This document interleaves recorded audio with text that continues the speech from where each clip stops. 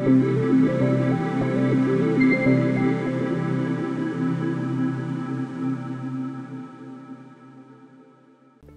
generasi Smart, mau tahu cara menyelesaikan materi jurnal pembalik pada perusahaan jasa?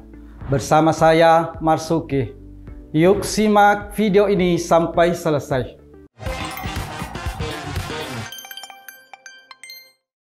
Tujuan pembelajaran kali ini adalah siswa dapat menyusun jurnal pembalik pada perusahaan jasa dengan teliti dan tepat.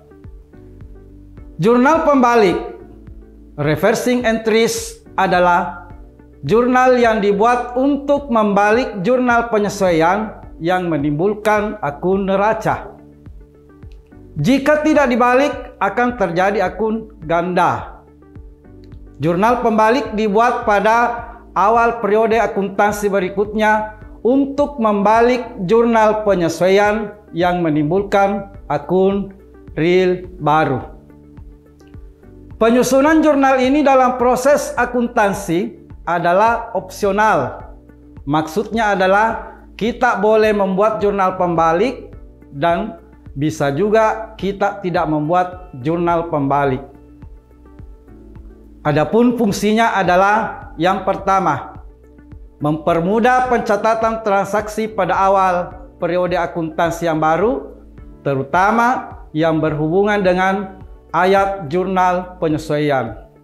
Yang kedua, menyederhanakan penyusunan jurnal pada periode akuntansi berikutnya. Jurnal pembalik dapat memberikan manfaat bila perusahaan membuat ayat jurnal yang jumlahnya banyak. Kemudian yang ketiga, meminimalkan kesalahan atau kekeliruan yang mungkin bisa terjadi, seperti menghindari pengakuan biaya atau pendapatan yang double karena penyusunan ayat jurnal penyesuaian. Baik generasi Smart, pada dasarnya ada 4 jurnal penyesuaian yang membutuhkan jurnal pembalik. Yang pertama, beban dibayar di muka. Ketika transaksi tersebut dicatat sebagai biaya atau diakui sebagai beban. Beban dibayar di muka adalah beban yang sudah dibayarkan namun belum dicatat sebagai beban pada akhir periode tersebut.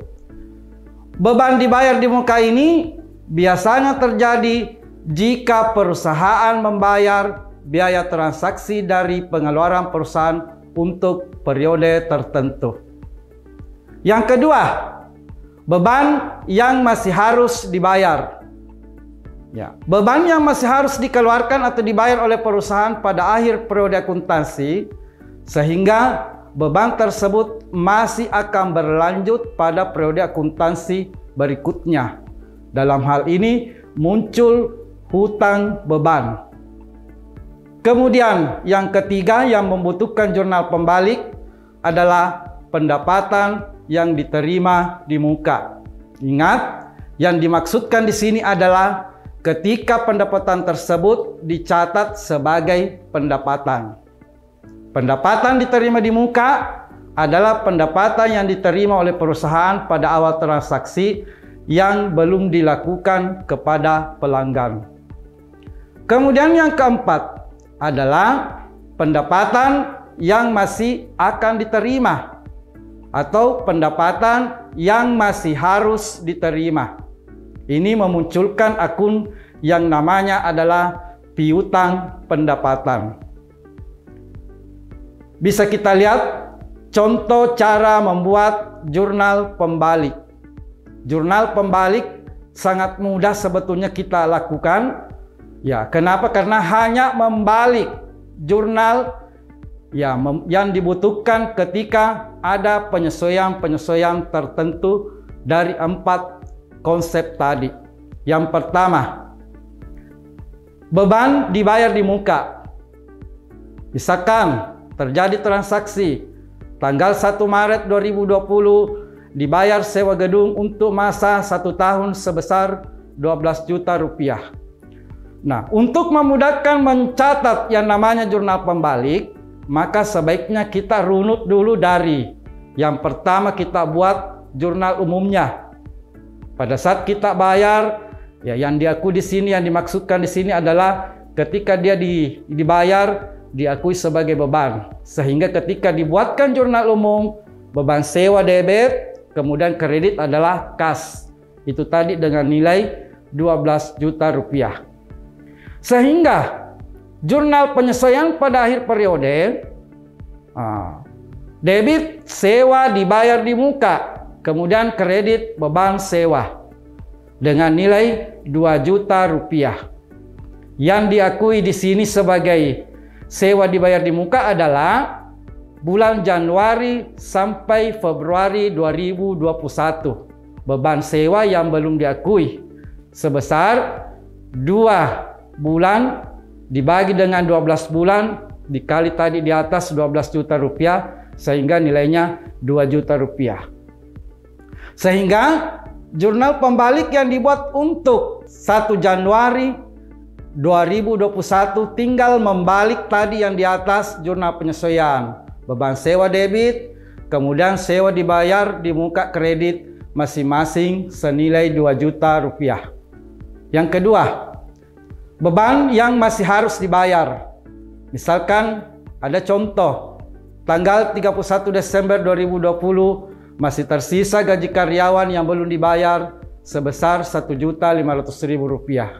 Ya, jurnal penyesuaian sudah jelas, beban gaji debit, kemudian hutang gaji kredit senilai 1.500.000 rupiah, sehingga dengan mudah untuk menyusun jurnal pembalik di 1 Januari 2021, dibawa yang kredit ke debit, yang debit ke kredit, hutang gaji debit, kemudian kredit beban gaji masing-masing senilai 1.500.000 rupiah.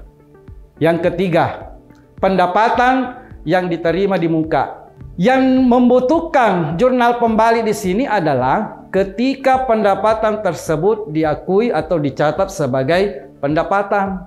Contoh, 1 Mei 2020 diterima pendapatan sewa gedung untuk masa 1 tahun sebesar 6 juta rupiah.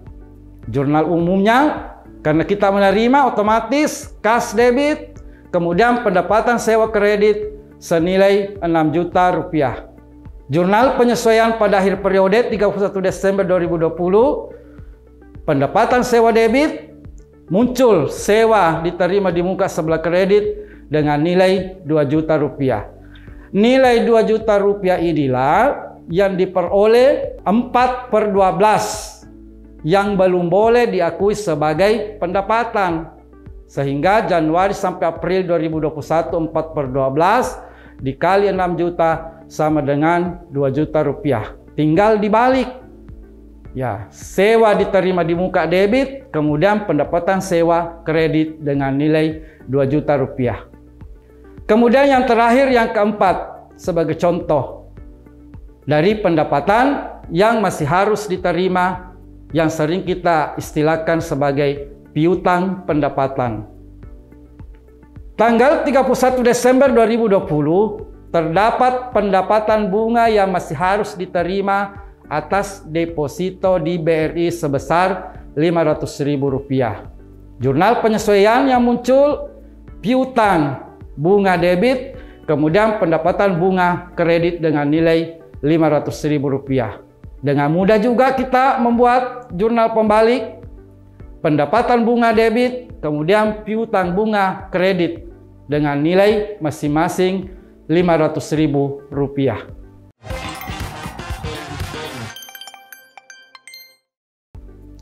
Baik, generasi Smart, satu soal sebagai contoh untuk memudahkan kita di dalam menyelesaikan kasus jurnal pembalik.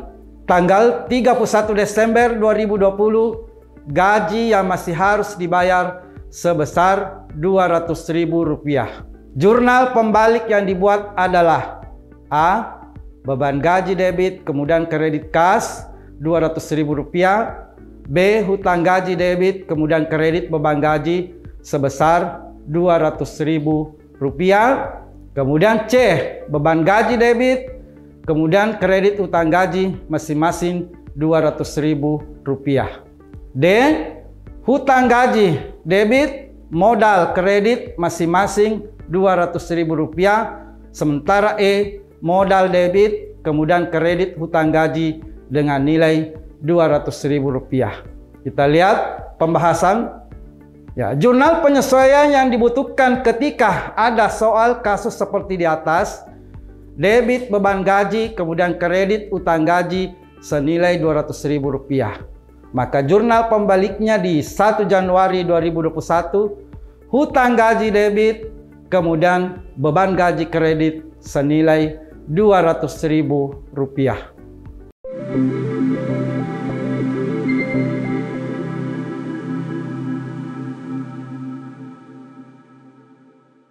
Semoga membantu ya generasi Smart. Sampai ketemu pada pembahasan berikutnya.